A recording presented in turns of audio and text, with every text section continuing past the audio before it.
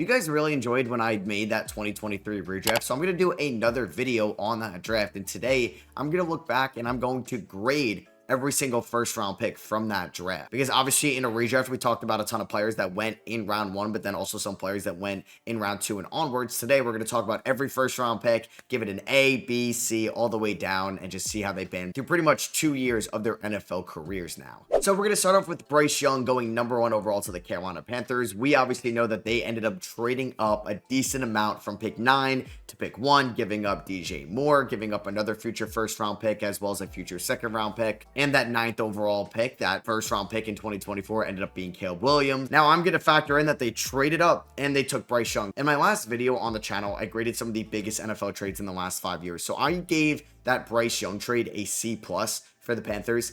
That's what this grade is going to be here. Because as good as Bryce Young has been over the last few weeks, I still can't give this anything better than that just because of the amount of assets they gave up. Obviously, a pick turning into Caleb Williams, a good receiver in DJ Moore, Darnell Wright, some other day 2 picks. It's just a lot for Bryce Young, who has looked good over the last few weeks. I will not deny that, but he has not looked as good as somebody like Jayden Daniels has this year, or Joe Burrow, or Justin Herbert, some recent top quarterbacks that went high in the NFL drafts. Like Bryce Young had a pretty much abysmal rookie year, and I think there was just terrible external factors around him there. Obviously coaching, front office, ownership, the offensive line was pretty bad. The weapons were terrible, and I think we're going in the right direction. But I think his patience has been better. He's looked so much more comfortable when the pressure is on, and he can make some quick reads and quick decisions, and just looking as composed as he was back in his Alabama days, and that's why he went #1 overall. It's definitely helping out a little bit that CJ Stroud has taken a little bit of a step back this year. But I think Bryce Young, it's a C+, and if he continues to play like this next year, that grade's going to go higher because I want to see him throwing the ball to T. Higgins next year. Carolina, come on, sign T. Next up, we had the Houston Texans select CJ Stroud with the 2nd overall pick. I'm going to give this a B+. Now, this would have been an A+ after his rookie year. I've not loved CJ Stroud's sophomore year. Everything is kind of down for him. His yards per attempt, his EPA, as that advanced statistic is not very kind of Stroud this year because out of 35 qualified quarterbacks, he's ranked 31st in that. He's got 3,600 yards on the year, 19 touchdowns, 12 interceptions. He's thrown already 7 more interceptions this year from last year. Obviously, he's played about a game more now because he did have an injury last year. He's probably not going to hit the amount of passing yards he had last year in 2 less games. And it's just not been, the year 2 that you would have expected after the expectations were sky high for CJ Stroud. That's a lot what I said in the redraft. I had him go #1 to the Panthers. I still gonna give this a good grade out of B+.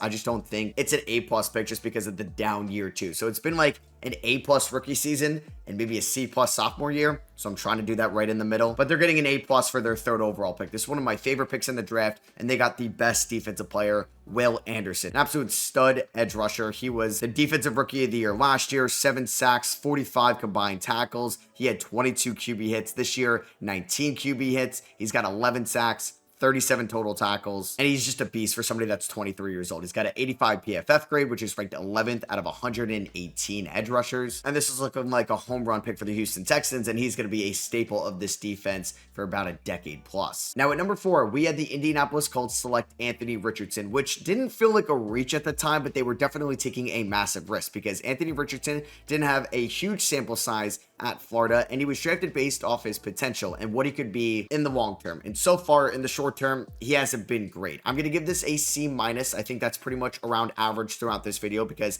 Richardson has not been a good quarterback so far. He's got 15 games in his career, 11 touchdowns, 13 interceptions, 2,300 passing yards, a 50% completion percentage. He also has 9 fumbles this year as well, which is just something you don't want to see from your quarterback. I know he rushes the ball well, and I know he's this physical specimen, but that's just not what you want from your franchise quarterback. And I still think he has all the tools in the world, and him getting benched for Joe Flacco a couple weeks ago definitely didn't help out his confidence, but just purely from what we've seen throughout 15 games, which isn't even a full season yet, I gotta give this a C-, and I don't think it could be much better than that right now. And I do wonder, like in a redraft where they still take Richardson, is he gonna be their franchise quarterback? I'm starting to think as the days go on, that's not going to be the case. Seattle here at #5, they took Devon Witherspoon, the first corner, the first DB off the board, the 2nd defensive player, and I'm giving this an A. This pick was used from the Denver Broncos in the Russell Wilson trade, which makes this feel a little bit better for Seattle, knowing that they got a stud corner in return for Russell Wilson. And Witherspoon maybe hasn't been as good in year #2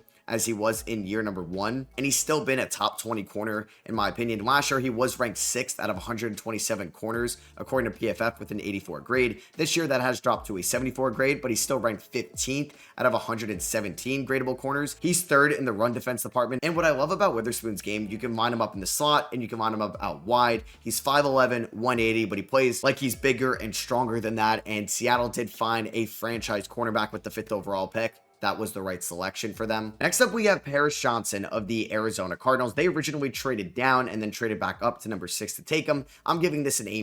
Now, after Paris Johnson's rookie season, this probably would have been a B-, a B, but I did see the potential after his rookie year to be this franchise offensive tackle for the Arizona Cardinals, but he has been so much better in year number 2. And I know the Cardinals offense has been somewhat disappointing relative to their expectations, and their defense has exceeded expectations, but I think Paris Johnson is showing why he was drafted this high, how good he could be as a pass blocker. As overall this year, he's the 13th ranked offensive tackle with an 80 PFF grade out of 78. He's played over 860 snaps for the Arizona Cardinals this year, and he started 14 games for the Cardinals, and I think they would definitely make this pick if they had a re-chance at it. Why do the Raiders suck at drafting? I don't know, because Tyreek Wilson, I mean, it's not an F. He has been all right this year, but somebody that was drafted with the 7th overall pick, I'm giving this a D+. Now, Wilson's rookie year was super forgettable. He played 70 games for the Las Vegas Raiders. He had 3.5 sacks, 29 tackles, 8 QB hits, and a 47 PFF grade, which ranked him 105th out of 112 possible edge rushers. This year, he has been better to his credit. He's got a 67 PFF grade. He's now ranked 45th out of 118 edge rushers, 23rd in the run defense department. He does have 4.5 sacks throughout 15 games, which is 1 more from last year. He's got 2 more QB hits. He's got 3 less tackles right now. He does have a forced fumble, and I'm not saying Tyreek Wilson is a bad player overall. He's been fine in year number 2, and you'd like to see that progression from his time at Texas Tech. But just the amount of players that Vegas passed up on, I don't know what they're doing. They haven't been one to shine away from people with character issues pre-draft, and they passed up on Jaylen Carter. I don't know why they did that. There were some good corners that went after Tyreek Wilson. They could have shored up the offensive line. They could have gotten a stud receiver, but they went with Tyreek Wilson. So just getting him here at number 7 doesn't mean the D+ is saying Tyreek Wilson is a D+ player. I'm just grading this pick as a whole in the macro view of the 2023 draft. Now, this is tough because the Atlanta Falcons took Bijan Robinson at number 8, and I don't think it's smart to take a running back when you have a lot of glaring issues on your team with a top 10 pick, or sometimes with a first round pick in general. But Bijan is so good, I'm giving it an A-. At least they took a stud running back, because if we graded like what the Steelers did with Najee Harris, I would give that a much worse grade, or maybe what the Jaguars did with Travis Etienne. But at least Bijan has been a top running back in his 2nd year in the NFL. You could say after Henry, Barkley, and Jacobs, Bijan is number 4. You could even say he's better than Josh Jacobs this year. Bijan in year number 2 throughout 16 games, 1,286 yards. He's averaging 4.7 yards per carry. He's got 12 touchdowns on the year on around 270 attempts. And Bijan has also been a good receiving back as well. 59 catches for 428 yards. He does have a receiving touchdown. And yeah, this pick is a lot better than what they did in the 2021 draft with Kyle Pitts. Drake London looks like he was a solid pick in 2022, and we're still TBD on Michael Penix. And I don't know if I would advise for them going with a running back in a redraft. I know I had them going Bijan in my redraft, but you just look at this team right now and they do have a lot of holes. Maybe they could use a Christian Gonzalez or Jaylen Carter, guys we'll get to in a little bit, but at least Bijan is a stud. And speaking of Jaylen Carter, I'm going to give this an A for Philadelphia. They decided to trade up 1 pick with Chicago to make sure they were going to get Jaylen Carter, the former Georgia Bulldog. He fell because of some off-the-field concerns going into this draft, but it is an easy A. Jaylen Carter has been a great interior defensive lineman since he got drafted. Last year, he was the 6th ranked defensive lineman out of 130, according to PFF, with an 87 grade. This year, that has dropped to a 74 grade, but he's still ranked 18th. He's an elite pass rusher, could definitely be better in the run defense department, but a lot of stuff that Jaylen Carter does so well does not show up on the stat sheet. He can get double teamed because he's so good, or he's just taking on 2 guys because he's beating his first offensive lineman with his first step or with his strength. He's got 4.5 sacks this year, 25 solo tackles, 2 forced fumbles, and the Eagles are very happy they got him here in the top 10. So Chicago traded down with Philadelphia. They end up getting an additional 4th rounder here to take Darnell Wright, the former Tennessee offensive tackle. I'm giving this a B+. I think, like Paris Johnson, Wright had an up and down rookie season. He had a 62 PFF grade, but he's been much better in year number 2, looking way more comfortable out there. I know the team offensive line hasn't been great for Chicago around Caleb Williams, but I do think Darnell Wright is a future offensive tackle for them for a long time. He's got a 80 run block grade, which is 10th out of 76 possible tackles according to PFF. He has played 15 games for the Bears this season. He fits their timeline. I think this was a good pick. Another pick that wasn't so great, though, that was an offensive lineman pick. That was Peter Skoronsky, who went 11th overall to Tennessee, and he's just not been as good as Bryce Johnson or Darnell Wright so far. He was drafted at Northwestern. There was a lot of hype that Skoronsky could go in the top 10. Would he play tackle? Would he play guard? And I think he's been a good pass blocker this year, but he could definitely be a lot better in the run blocking department. So I'm going to give this a C because I think it's been very up and down for Skoronsky so far. And unlike Bryce Johnson and Darnell Wright, who had maybe inconsistent year ones, but really took a step in year two, haven't really seen that from Peter Skoronsky. So I'm going to keep this at a level C. Now, the Detroit Lions took a lot of criticism when they drafted Jahmyr Gibbs with the 12th overall pick in the draft. They traded down. They ended up getting Gibbs, who has been just as good as Bijan Robinson. So I'm giving this an A-. I think it's tough to give a running back grade anything higher than that in the first half of a first round, but Gibbs has been unreal, and he's been this as someone that's splitting the backfield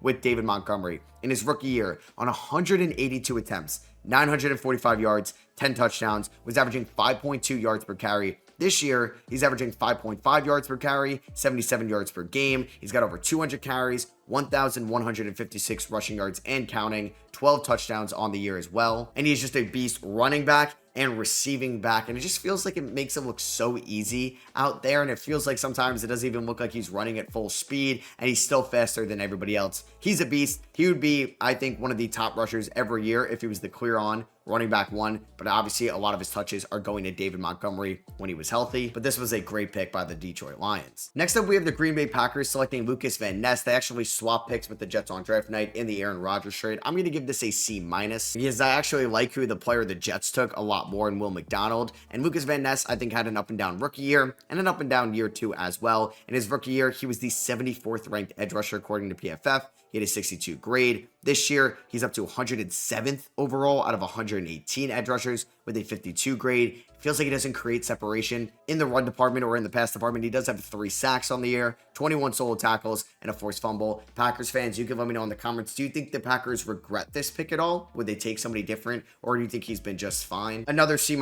pick so far, somebody that has not been as good as advertised, is Broderick Jones, who went to the Pittsburgh Steelers. So I think Darnell Wright has been good this year. Bryce Johnson has been good. Skoronsky and Jones, not as much. But I don't think this is all on Jones. I think Mike Tomlin and the Steelers organization has done a terrible job with his development, because his rookie season snaps were just all over the place. He would start games, then he wouldn't start some games, and they'd just be rotating him in. Just didn't really make a lot of sense. They kind of did the same thing this year, as last year Broderick Jones was graded as the 62nd ranked offensive tackle out of 81. This year that's down to 65. He's a little bit better in the run blocking department than the pass blocking department. He's had some really, really bad games. He's had also some fine games as well. I still think he can be a good offensive tackle in this league, and maybe that's just a Steelers thing, because like Kevin Dotson was not great in Pittsburgh, and he was a lot better when he went to Los Angeles. So maybe that's just going to be the thing with Broderick Jones, and maybe he's not going to be great in Pittsburgh, but he's going to be a lot better somewhere else. So I mentioned it before how I like Will McDonald a little bit more than Lucas Van Ness, and I'm going to give this a B+ for the Jets. I think they made the right pick. I mean, I guess it would have been cool to see Christian Gonzalez and Sauce Gardner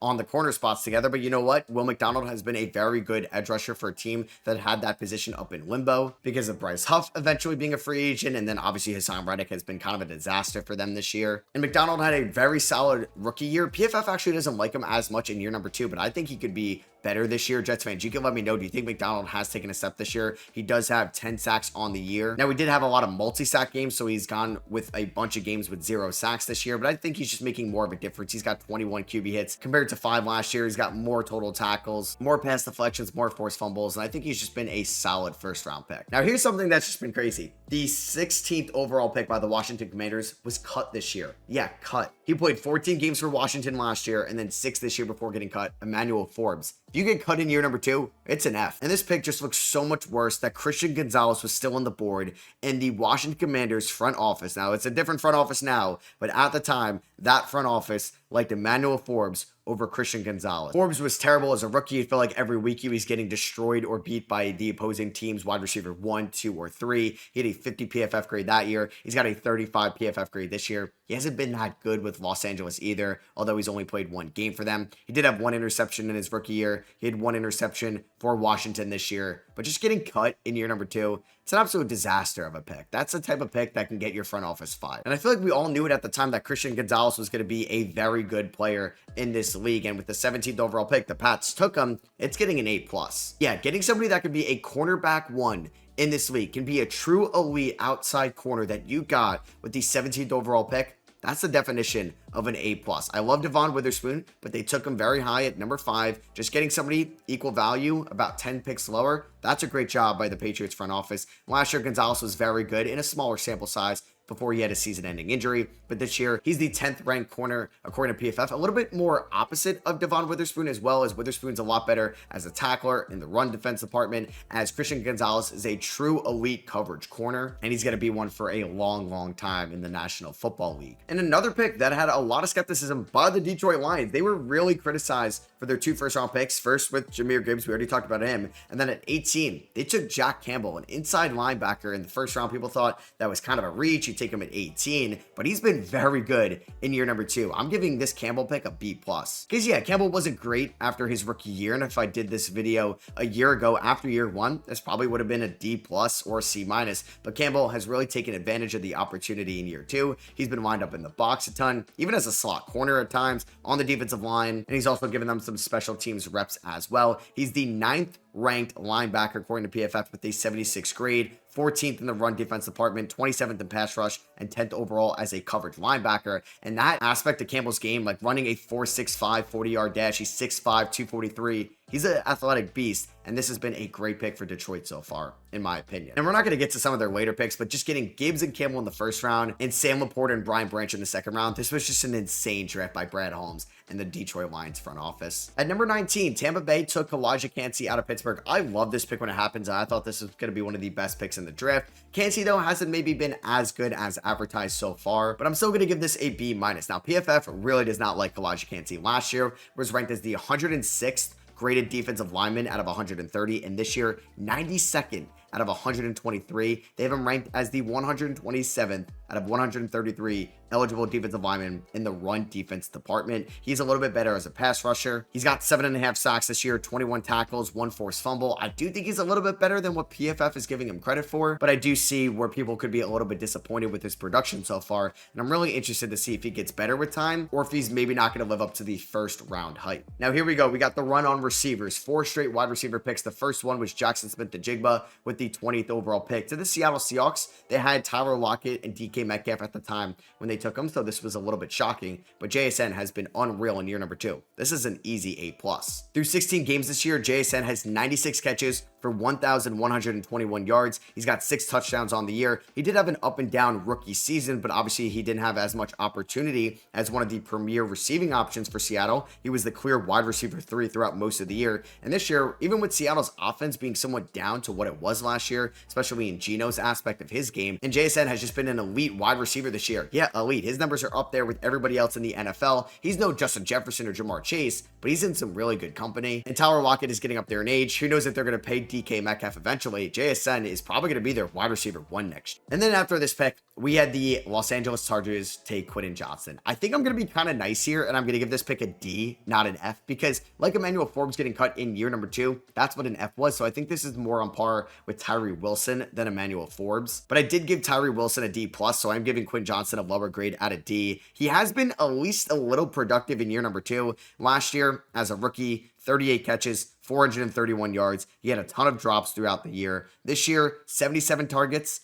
42 catches, 525 yards, and 8 touchdowns. He did get off to a nice start this year, having a 2-touchdown game in week 2 against the Panthers. He had a touchdown the following week against the Steelers, and then a 4-catch, 118-yard game with a touchdown against the Browns, but it's just not been first-round receiving production. Ladd McConkey is clearly a lot better than Quin Johnson, and I'm sure the Chargers, with the power of hindsight, would have taken the 2 receivers that went after Quin Johnson, which makes this pick look even worse. And I'm going to give Zay Flowers in the Baltimore Ravens pick here at 22 an A+. I think you got potential wide receiver 1 production from Zay Flowers here. A 5'9", 175 receiver out of Boston College is having a great year number 2. Zay Flowers did have a productive rookie year as well. 77 catches, 858 yards, 5 touchdowns. He did have some drops, but was creating separation. And I think what he does best is just a receiver that can get open in the scramble drill. And that's what you need when your quarterback is Lamar Jackson, because that is a big part of Lamar's game, being able to extend the plays. And this year, it says 73 catches on 114 targets,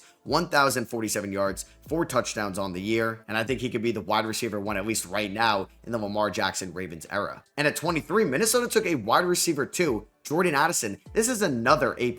I'm very impressed from Addison this year because he had the best rookie year out of any receiver here in the first round. He had 70 catches for 911 yards. He had 10 touchdowns. And this year, they were going to have Sam Darnold as their quarterback. Justin Jefferson was fully healthy, and he had a lot of off-the-field stuff to deal with going into this season, but he's been a great wide receiver too. 62 catches, 875 yards, and 9 touchdowns. I was not expecting that type of production with all the internal and external factors with Jordan Addison going into year 2. So I think Minnesota did a great job finding a nice complementary receiver to Justin Jefferson in this Minnesota Vikings offense. At number 24, the New York Giants took Deontay Banks, the cornerback out of Maryland. I'm going to be giving this pick a D+.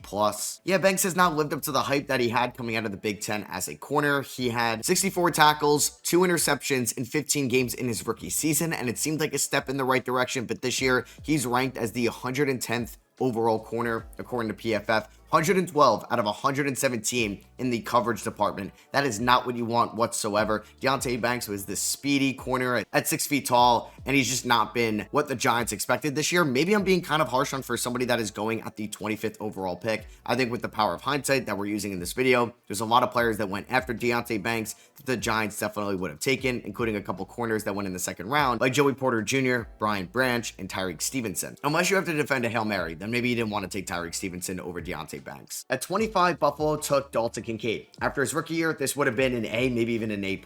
This year, though, it hasn't been as good in the receiving department, so I'm going to drop this down to a B+, but that is a very good grade for your 25th overall pick, which was a first-round tight end. As Kincaid as a rookie was great. He had 73 catches, 673 yards, 2 touchdowns on the year, and was a very productive run blocker. This year, only 44 catches, 448 yards, and 2 touchdowns. Last year, he averaged around 42 yards per game. This year, 34 yards per game. And he had a really good stretch to end last year's season as a receiving tight end. We never really got that stretch from Kincaid this year. He only has 3 games above 50 receiving yards. It does not have a single game above 53 receiving yards, but he is the 12th ranked run blocking tight end according to PFF. PFF actually has him graded as the 6th tight end overall in the NFL out of 75 eligible. So I think this is a good pick for the Buffalo Bills and getting a nice weapon and run blocker for Josh Allen in this Buffalo Bills offense. And I think it's going to revert back to what he was in his rookie year and even better when we go into year number 3 next year. Unfortunately, I have another D grade here for the Dallas Cowboys with the 26th overall pick. They took Mazy Smith out of Michigan. This has not been a great defensive pick for them so far. Obviously, the Cowboys defense has not been great since they drafted Smith last year in the first round. He had 1 sack in 17 games last year and 3 QB hits this year, 16 games, about a half a sack on the year, 39 total tackles,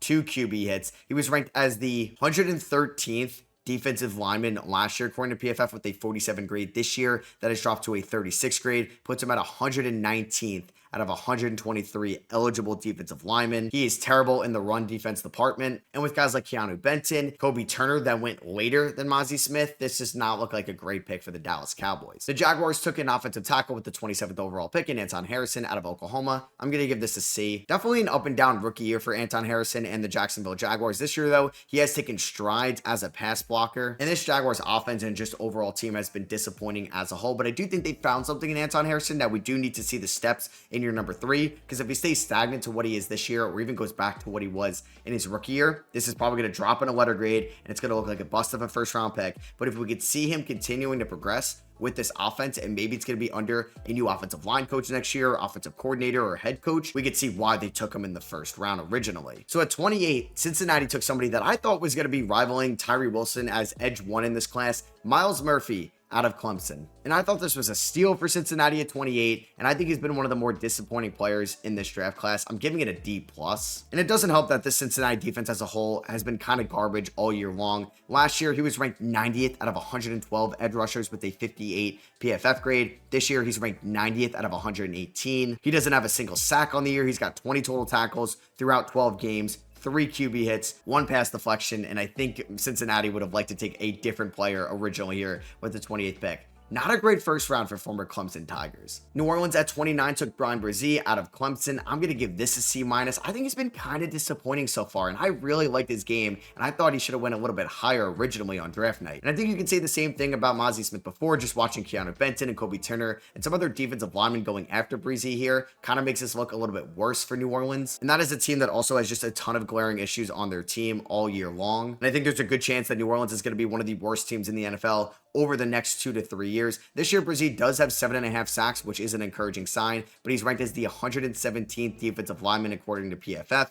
He is terrible in the run defense department, but a lot better in the pass rush, which shows why 7.5 sacks is impressive this year. 14 QB hits. I don't think this is a D pick. I think C- may be a little bit harsh. So Saints fans, you can let me know. Do you think I'm being harsh with this grade? And do you think it should be at least a C or a C plus? So Philadelphia had their first round pick here at number 30. To no one's surprise, they took a Georgia Bulldog, Noone Smith. I'm giving this an A. I think Smith has been great in year number 2. And as you take a better and better player later in the draft, that can enhance the letter grade a little bit. And maybe if you took Noone Smith at 15, this would have been a B or B plus. But at 30, it's an A because Noone Smith and just overall this Eagles defense has been so much better this year. And Smith throughout 16 games has 6.5 sacks. 21 tackles. He's got a forced fumble on the year, 8 tackles for loss, 2 fumble recoveries, 2 pass deflections, 11 QB hits. He's ranked as the 22nd ranked edge rusher out of 118. He's a great run defender, and it looks like Philadelphia did a great job here at number 30. And at 31, Kansas City took Felix Anudike-Uzomah out of Kansas State. I'm going to give this pick a C minus. It felt like a little bit of a reach at the time. Maybe Felix didn't seem like he was going to be a sure-on first-round pick, but hey, you go to a smart organization like the Chiefs, that's going to raise a lot of eyebrows. People are going to be very invested into this pick, and I think he's just been fine in his first 2 years in the league. I think when you look at some of the players that went after Anudike-Uzomah, like Joey Porter Jr., Sam Laporta, Brian Branch, Keanu Benton, Keon White, it's going to make this pick look a little bit worse, and I think in hindsight, the Chiefs wouldn't have taken Anudike-Uzomah here, the former Kansas State Wildcat. So that's going to be for me. Hope you guys did enjoy my 2023 regrade. If you did, I would appreciate you dropping a thumbs up. Let me know, do you want to see this version of the 2022 draft? I'll probably regrade all these first round picks in the 2024 draft once the season is over as well. So make sure you are subscribed to the channel to be able to watch that video, put notifications on, and I'll catch you guys in the next one. Peace.